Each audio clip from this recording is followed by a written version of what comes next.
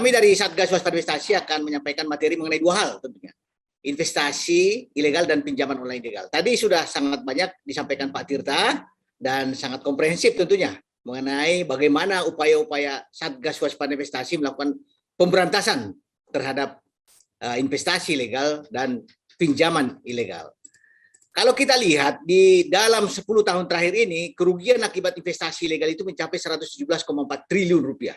Ini baru yang memang masuk proses hukum. Masih banyak kegiatan-kegiatan lain yang memang masyarakat kita tidak lapor atau mungkin malu atau takut diteror, sehingga memang banyak kerugian masyarakat akibat para perilaku masyarakat pelaku-pelaku yang menipu masyarakat kita di investasi ilegal ini. Dan kita lihat perkembangan dalam 5 tahun terakhir, jumlah entitas yang kita hentikan itu semakin lama semakin banyak, dan terbanyak itu di tahun 2019 sebenarnya sebelum pandemi. Ada 442 investasi ilegal, 1.493 fintech ilegal, dan ada 68 gade ilegal. Kemudian pada 2020 menurun, 2021 juga menurun. Nah, menurunnya ini kita perkirakan adalah karena memang kita semakin masif untuk melakukan pemberantasan, pemblokiran, kemudian pengumuman kepada masyarakat, dan juga edukasi secara berlanjut yang kita lakukan sehingga bisa memberikan pemahaman kepada masyarakat agar tidak terjebak di investasi ilegal dan pinjol ilegal. Kita lihat ini, kita pengulangan saja, ciri-ciri investasi ilegal yang utama itu adalah selalu memberikan keuntungan tidak wajar dalam waktu cepat. Cepat kaya, cepat dapat mobil, cepat dapat rumah. Nah, ini sesuatu yang instan, dan selalu mereka melakukan testimoni-testimoni palsu.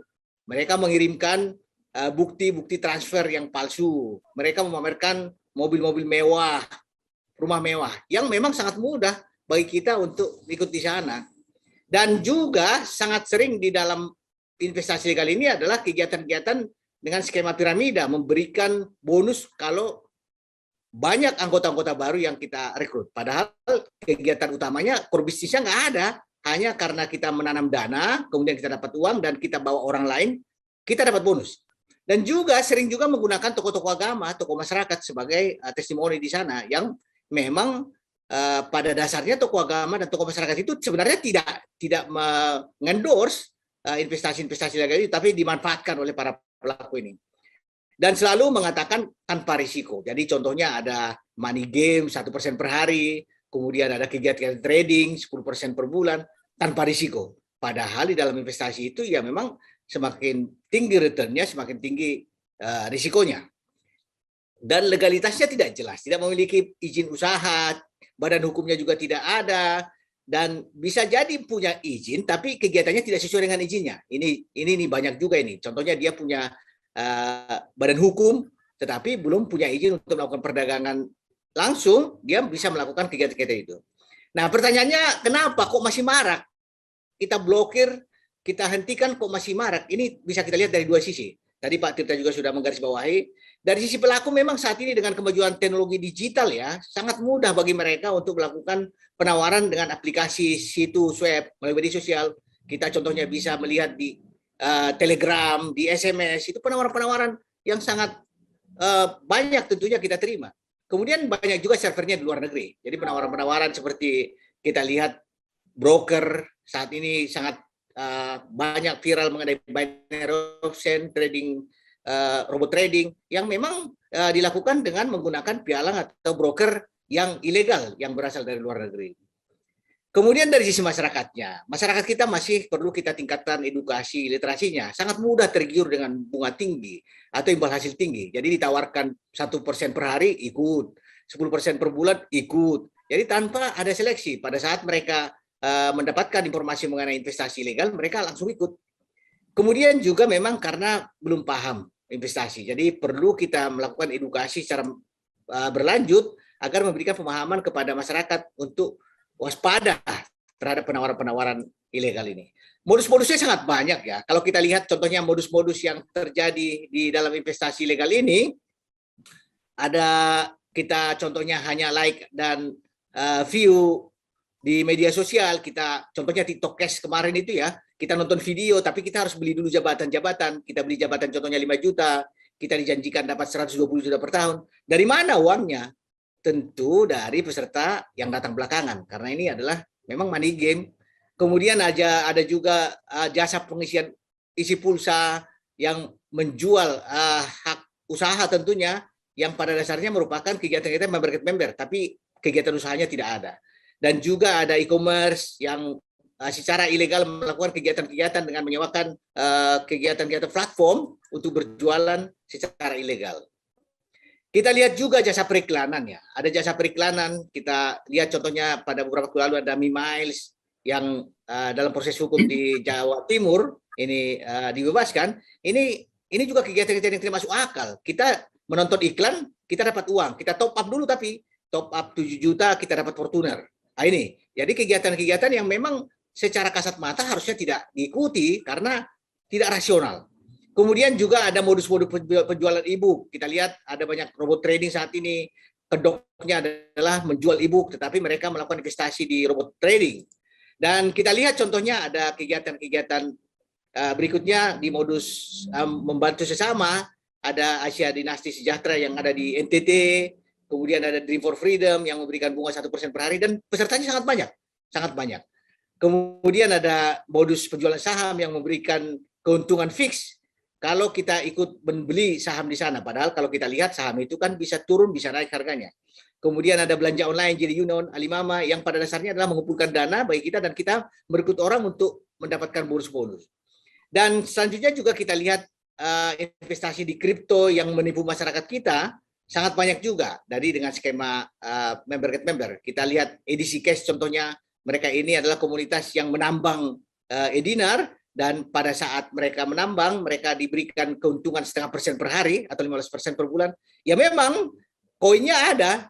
Jadi masyarakat di sana mempunyai koin sampai jutaan, tapi tidak laku dijual karena ya pasarnya hanya komunitas. Oleh karena itu mereka dirugikan. Kemudian juga robot trading yang kita hentikan kegiatannya dengan memberikan penawaran-penawaran investasi yang pasti. Padahal kita lihat contohnya di trading itu tidak ada sesuatu harga atau pendapatan yang pasti. Mereka bisa memberikan profit sharing secara berkala, jadi menjanjikan keuntungan yang fix. Edukasi kepada masyarakat yang kita lakukan dari Satgas Waspada Investasi, ada beberapa yang perlu kami sampaikan. Yang pertama, ini penawaran investasi legal ini bukan merupakan pilihan investasi sebenarnya. Karena apa? Karena biasanya memang ini suatu saat akan merugikan masyarakat. Tidak ada legalitasnya, tidak ada otoritas yang memang secara spesifik mengatur atau mengawasi sehingga memberikan perlindungan kepada mereka.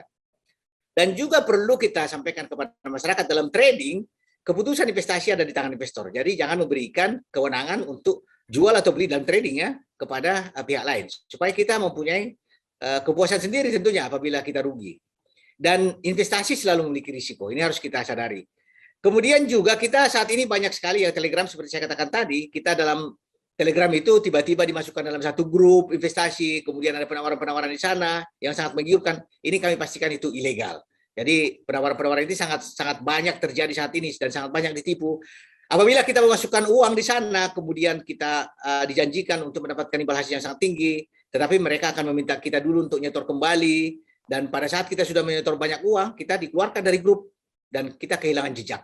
Nah, ini terjadi di Telegram tentunya.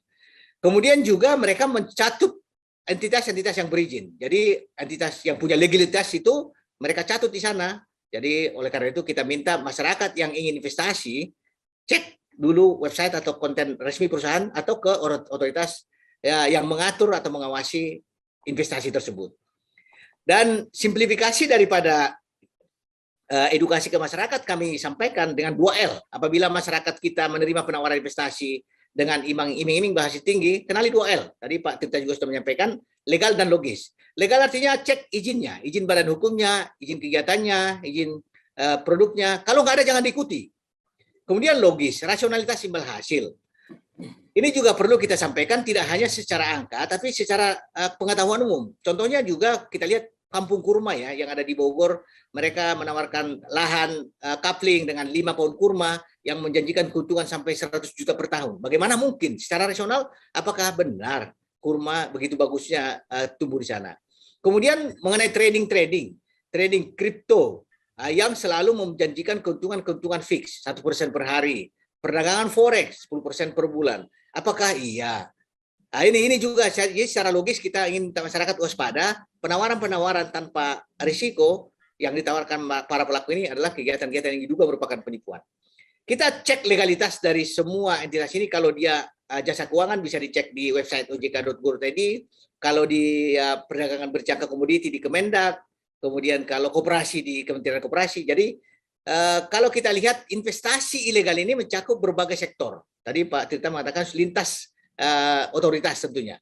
Oleh karena itu tugas bersama di Satgas Waspada Investasi itu saat ini adalah bagaimana kita memahamkan kepada masyarakat untuk secara dini memblokir, menghentikan kegiatan ini sebelum ada yang download tentunya. Ini materi yang kami sampaikan di investasi legal, mungkin masih sangat-sangat simpel ya, tapi kita nanti mungkin bisa perdalam di diskusi kita.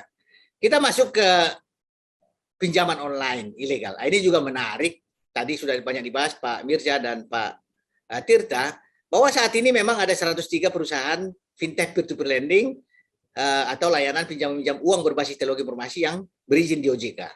Lendernya juga ada sekitar 809.000 dan jumlah peminjam secara kumulatif ada 73 juta dengan total penyaluran dana 295 triliun rupiah, outstandingnya 29 triliun.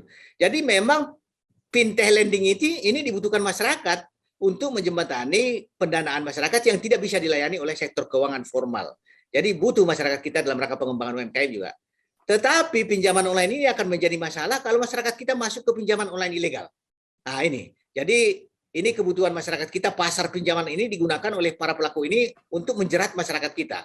Menetapkan suku bunga tinggi, fee-nya besar, dendanya tidak terbatas, kemudian ada teror dan intimidasi di sana. Satgas Waspada Investasi sudah menghentikan 3.734 entitas ilegal. Ini sangat banyak tentunya. Kalau kita bandingkan 103 perusahaan yang legal, 3.734 yang ilegal, ini sangat membahayakan kalau kita biarkan mereka itu melakukan operasi di Indonesia. Kenapa masih marak? Nah, ini juga kita bisa lihat tentunya dari dua sisi. Dari pelakunya, ini sangat mudah saat ini membuat situs web aplikasi, terus mengirim SMS kepada masyarakat, di mana masyarakat kita saat ini rata-rata punya Android yang bisa akses dan mengisi data-data untuk mendapat pinjaman di sana. Kemudian juga lokasi servernya ada banyak di luar negeri, ada di banyak negara mereka menempatkan servernya. Dari sisi masyarakat juga bisa kita lihat dari dua kelompok ya. Yang pertama masyarakat memang tingkat literasinya masih rendah. Pada saat mereka butuh uang dan ada link di SMS atau di media sosial mereka lihat, kemudian mereka isi dan mereka terjebak di pinjaman online ilegal. Kemudian ada kelompok masyarakat juga yang kedua, memang mereka sudah tahu itu ilegal, tapi memaksakan diri karena memang tidak mendapat uang dari mana-mana dan kebutuhan yang sangat mendesak. Ini kita lihat dari indikasi banyaknya masyarakat yang meminjam dari 5, 10 pinjol ilegal, dan bahkan ada seorang ibu meminjam dari 141 pinjol ilegal. Nah ini, jadi dengan sistem gali lubang tutup lubang tadi. Ciri-cirinya adalah yang pertama kita lihat ciri-ciri di pinjol ilegal ini adalah tidak ada izin resmi di OJK. Jadi kalau kita sebenarnya mau minjam secara online, ya kita simpan saja 103 nama pinjol yang legal itu di HP kita. Di luar itu pasti legal. Nah ini, yang utama seperti itu sebenarnya. Nah, pinjaman online ilegal ini sangat berbahaya. Pinjamannya sangat mudah. Hanya dengan fotokopi KTP dan foto diri, pinjaman dicairkan. Tetapi yang terjadi adalah bunganya tinggi, tenornya rendah, dendanya tinggi, dan selalu mereka itu meminta kita untuk mengizinkan semua data dan kontak di HP bisa diakses. Nah, ini menjadi malapetaka. Tadi Pak Tirta mengatakan kalau yang resmi itu hanya kamera, lokasi, dan suara. Tadi. Tapi di pinjol ilegal ini, semua data dan kontak di HP kita bisa diakses sama mereka karena kita mengizinkan. Nah, ini menjadi malapetaka sebenarnya. Di mana data-data kita itu dan data-data teman-teman kita, nomor-nomor HP-nya, ya kita jual kepada pinjol ilegal ini. Makanya tidak jarang kita mendapat teror intimidasi dari pinjol, si A menipu kami, meminjam dari kami tidak bayar, dan Anda disebut sebagai penjamin. Padahal kita nggak kenal orang itu. Cuma karena ada nomor HP kita di nomor HP dia, ya kita ikut kena teror. Nah ini menjadi perhatian bagi kita tentunya. Jadi masyarakat kita diminta agar waspada. Apabila ada yang meminta semua data dan kontak di HP bisa diakses, jangan diikuti. Dan mereka ini selalu melakukan teror intimidasi. Pada saat masyarakat tidak memberikan atau tidak mengembalikan pinjaman sesuai dengan perjanjian, teror dan intimidasi merupakan jalan bagi mereka. Jadi teror dan intimidasi, pelecehan, mereka itu sangat mempermalukan.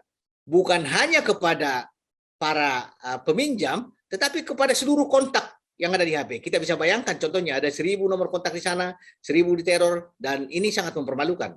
Di sana ada pimpinan perusahaan kita, ada orang-orang tua kita, orang kita hormati, semua kena teror. Nah ini, jadi kita memahamkan kepada masyarakat, bukan untuk menakut-nakuti, tapi ini adalah perbuatan yang memang harusnya kita hindari. Jadi masyarakat jangan sekali-sekali akses ke pinjol ilegal, karena berbahaya. Bunganya tinggi, fee-nya tinggi, jangka waktunya sangat rendah. Kita pinjam 1 juta, yang ditransfer hanya 600.000. Bunganya bisa sampai 4% per hari. Jangka waktunya singkat, hanya 5 hari atau 7 hari. Bagaimana mungkin kita membayar dengan waktu seperti itu? Nah, kemudian kita lihat apa yang dilakukan oleh Satgas Waspada Investasi adalah kegiatan di 2 sisi tentunya, preventif dan represif. Kita melakukan edukasi kepada masyarakat secara luas, sosialisasi, di daerah kita melakukan pembekalan, kemudian kita kuliah umum, seminar, kemudian wawancara dengan media. Dan kami juga melakukan respon kepada pengaduan masyarakat tentunya. Supaya Izin mereka... Pak Tongan, izin Ya, Pak. saya ingatkan untuk waktu tinggal 5 menit lagi Pak. Izin Pak. Baik Pak, baik Pak. Nah, kami lanjut Pak. Kemudian pada Juli 2021 kami juga melakukan kerjasama dengan Kominfo dengan 7 operator seluler untuk blasting SMS waspada pinjol ilegal. Ini kita perkirakan ada 28 juta nomor HP yang dilayani. Kemudian juga kita kerjasama sama Google Indonesia bahwa di Google itu sudah tidak menerima aplikasi pinjaman online kalau tidak disertai dengan izin dari OJK. Kemudian kami juga melakukan kerjasama dengan Transportasi Jakarta, KAI, Transjakarta, untuk menayangkan iklan-iklan masyarakat pinjol ilegal di berbagai alat-alat media mereka di sana. Secara represif kita mengumumkan ke masyarakat pinjol ilegal ini, kemudian kami melakukan pemblokiran dengan cyber patroli dengan Kominfo, dan kami minta perbankan dan perusahaan transfer dana yang merupakan darah nadi dari para pelaku ini untuk transfer dana untuk tidak bekerja sama atau memfasilitasi pinjol ilegal. Kemudian juga kami menyampaikan laporan informasi kepada Bareskrim. Nah, kalau kita lihat ya, secara besaran kita lihat ada paling tidak 5 kementerian lembaga yang memang terkait erat dengan pemberantasan pinjol ilegal ini, dan sudah kita lakukan saat ini. Pada 20 Agustus yang lalu, 5 kementerian lembaga ini sudah menandatangani pernyataan bersama untuk memberantas pinjol ilegal. Yang pertama Kominfo, karena penawarannya dilakukan melalui web, SMS, aplikasi, ada penyebaran data pribadi, kemudian server luar negeri. Kominfo melakukan pemblokiran situs web aplikasi. Kemudian Kemenkop UKM, karena banyak sekali penawaran-penawaran berkedok operasi, dan juga diduga KSP memfasilitasi ilegal ini. Kemudian Kemenkop UKM melakukan pembinaan terhadap KSP. Kemudian OJK, apa perannya? Diduga memang perbankan digunakan oleh mereka ini untuk melakukan transfer dana kepada para peminjam, termasuk juga Bank Indonesia di sana, penyedia jasa pembayaran juga diduga digunakan para pelaku ini. Dan juga ada agregator ya, agregator yang saat ini merupakan inovasi keuangan digital juga digunakan oleh mereka untuk menyebarkan informasi mengenai pinjaman online ilegal ini. Oleh karena itu OJK dan Bank Indonesia tentu melakukan pembinaan kepada perbankan dan penyedia jasa pembayaran untuk memperkuat prinsip pengenalan nasabah, know your customer. Kemudian juga dari kepolisian, karena ini syarat dengan penipuan, pemerasan, teror, intimidasi, maka penegakan hukumnya di kepolisian. Dan secara berlanjut kita melakukan edukasi kepada mereka ini. Nah, kami sampaikan tips kepada masyarakat. Apabila ingin meminjam secara online, ada 4 tips kami sampaikan. Yang pertama, pinjam hanya pada fintech lending yang terdaftar di OJK. Daftarnya ada 103, bisa dilihat di website ojk.go.id atau di kontak 157 tadi. Kemudian pinjam sesuai dengan kebutuhan dan kemampuan membayar. Jangan meminjam untuk menutup utang lama, dari lubang tutup lubang, akan sangat berbahaya. Masyarakat yang tidak mampu membayar pada pinjaman pertama, hendaknya tidak meminjam pada pinjaman kedua. Yang ketiga, sahabat, mungkin pinjaman digunakan untuk kepentingan yang produktif agar mendorong ekonomi keluarga. Dan keempat, sebelum meminjam, masyarakat diminta untuk memahami biaya manfaat. Satgas Waspada Investasi di waspadainvestasi@ojk.go.id. Next, selanjutnya. Lanjut. Kemudian apabila sudah jatuh tempo dan masyarakat tidak mampu bayar, jangan dicoba-coba untuk meminjam pada pinjaman baru. gali lubang tutup lubang, hindari gali lubang tutup lubang.